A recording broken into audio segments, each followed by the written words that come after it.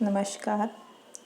राजकीय स्नातकोत्तर महाविद्यालय 12 की ई क्लासेस में आपका स्वागत है। आज हम रीतिकाल का अध्ययन करेंगे। हिंदी साहित्य में संवत 1700 से 1900 का समय रीतिकाल के नाम से जाना जाता है। भक्ति काल को हिंदी साहित्य का पूर्व मध्यकाल और रीतिकाल को उत्तर मध्यकाल भी कहा जाता है। रीति का अर्थ है पद्धति, रस, अलंकार, गुण, ध्वनि और नायिका भेद आदि काव्यांगों का विवेचन करते हुए इनके लक्षण बताते हुए रचे गए काव्य की प्रधानता के कारण इस काल को रीति काल कहा गया। रीति ग्रंथों, रीति काव्यों तथा अन्य प्रवृत्तियों के कवियों की रचनाओं में भी श्रृंगार रस की प्रधानता के कारण इस काल को श्रृंगार काल भी कहा जाता है। इसके अतिरिक्त इस काल को अलंकार काल और कला काल की संज्ञाएं भी दी गई हैं, लेकिन रीति काल नाम ही सर्वाधिक सार्थक और प्रचलित नाम है। रीति काल के प्रवर्तक कवियों में केशवदास और चिंतामणि का नाम प्रमुख रूप से लिया जाता है। इसमें संदेह नहीं है कि काव्य रीति का सम्यक समावेश पहल आचार्य केशवदास ने किया, पर हिंदी में रीति ग्रंथों की अविरल और अखंडित परंपरा का प्रवाह केशवदास की कवि प्रिया के प्राय 50 वर्ष पीछे चला, और वह भी एक भिन्न आदर्श को लेकर, केशवदास के आदर्श को लेकर नहीं। हिंदी रीति ग्रंथों की परंपरा चिंतामणि त्रिपाठी से चली, अतः रीति काल का आरंभ उन्हीं से मानना चाहिए। उन्होंने संवत 1700 के आसपास काव्य विवेक, कविकुल कल्पतरु और काव्य प्रकाश 3 ग्रंथ लिखकर काव्य के सब अंगों का निरूपण किया और छंद शास्त्र पर भी एक पुस्तक लिखी। इसके उपरांत तो लक्षण ग्रंथों की भरमार सी होने लगी। कवियों ने कविता लिखने की एक प्रणाली ही बना ली कि पहले दोहे में अलंकार या रस का लक्षण लिखना, फिर उसके उदाहरण के रूप में कविता का स्वैया लिखना। संस्कृत साहित्य में कवि और आचार्य 2 भिन्न श्रेणियों के व्यक्ति रहे। हिंदी काव्य क्षेत्र में यह भेद लुप्त सा हो गया। इस एकीकरण का प्रभाव अच्छा नहीं पड़ा। आचार्यत्व के लिए जिस सूक्ष्म विवेचन या पर्यालोचन शक्ति की अपेक्षा होती है, उसका विकास रीतिकाल में नहीं हुआ। कवि एक ही दोहे में अपर्याप्त लक्षण देकर अपने कवि कर्म में प्रवृत्त हो जाते थे।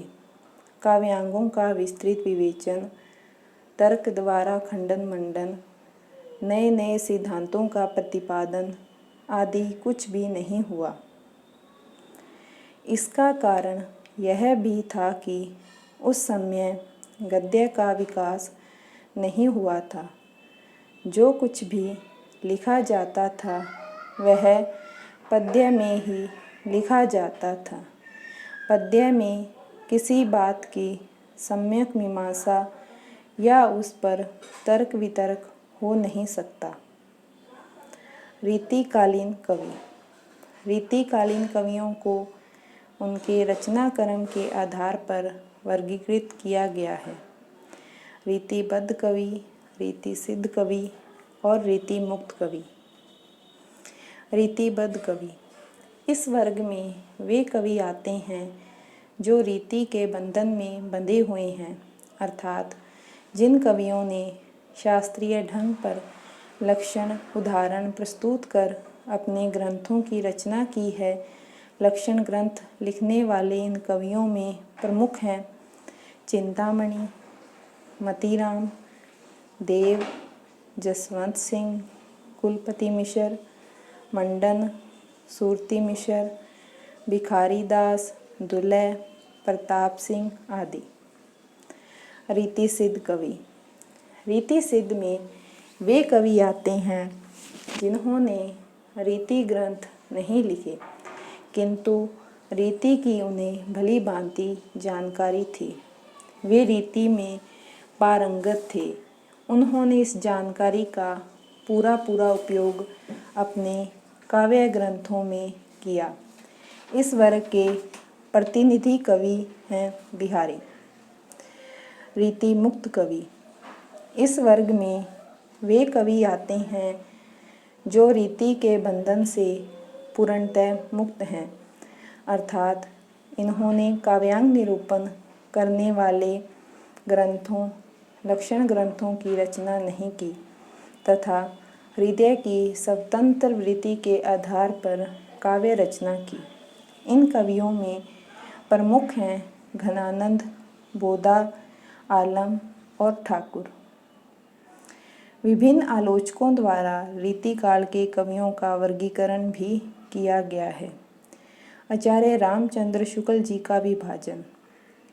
आचार्य रामचंद्र शुक्ल जी ने रीतिकाल के कवियों को दो भागों में विभाजित किया है, रीतिबद्ध कवि या रीति ग्रंथकार कवि।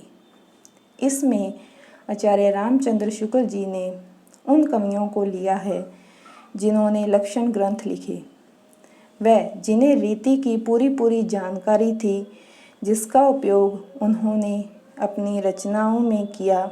उन कवियों को भी आचार्य रामचंद्र शुक्ल जी ने रीतिबद्ध कवियों में शामिल किया है, अर्थात आचार्य रामचंद्र शुक्ल जी ने रीतिबद्ध या रीति ग्रंथकार कवि में रीतिबद्ध और रीति सिद्ध दोनों कवियों को लिया है। रीति मुक्त कवि शेष अन्य कवियों को जिन्होंने रीति ग्रंथ नहीं लिखे, जो रीति के बंधन से मुक्त थे, उन कवियों को आचार्य रामचंद्र शुक्ल जी ने रीति मुक्त कवियों में शामिल किया है। डॉक्टर नगेंद्र द्वारा रीतिकालीन कवियों का वर्गीकरण निम्नलिखित है।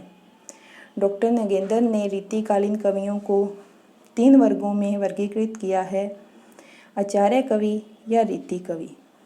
इसमें डॉक्टर नगेंद्र ने उन कवियों को लिया है जिन्होंने रीति ग्रंथ लिखे या लक्षण ग्रंथ लिखे। उन कवियों को डॉक्टर नगेंद्र ने आचार्य कवि या रीति कवि कहा है। रीतिबद्ध कवि। इसमें डॉक्टर नगेंद्र ने उन कवियों को लिया है जिन्हें रीति की भली भांति जानकारी थी, जिसका उपयोग उन्होंने अपनी रचनाओं में किया है। रीति मुक्त कवि। जिन्होंने रीति ग्रंथ नहीं लिखे, जो कवि रीति के बंधन से मुक्त रहे, उन कवियों को डॉक्टर नगेंद्र ने रीति मुक्त कवियों में लिया है। विश्वनाथ प्रसाद मिश्र का विभाजन। विश्वनाथ प्रसाद मिश्र द्वारा रीतिकालीन कवियों का वर्गीकरण निम्नलिखित है। रीतिबद्ध कवि, रीति सिद्ध कवि और रीति मुक्त कवि। रीतिबद्ध कवियों में विश्वनाथ प्रसाद मिश्र ने उन कवियों को लिया है जिन्होंने काव्यांगों का निरूपण किया, लक्षण ग्रंथ लिखे, रीति ग्रंथ लिखे। उन कवियों को प्रसाद जी ने रीतिबद्ध कवियों में शामिल किया है। रीति सिद्ध कवियों में विश्वनाथ जी ने उन कवियों को लिया है जिनको रीति की भली भांति जानकारी थी और उस जानकारी का पूरा उपयोग उन्होंने अपनी रचनाओं में किया। और रीति मुक्त कवियों में विश्वनाथ जी ने उन कवियों को लिया जो रीति के बंधन से पूर्णतः मुक्त रहे, जिन्होंने रीति के बंधन से मुक्त होकर स्वतंत्र भाव से काव्य रचना की। उन कवियों को रीति मुक्त कवियों में लिया है।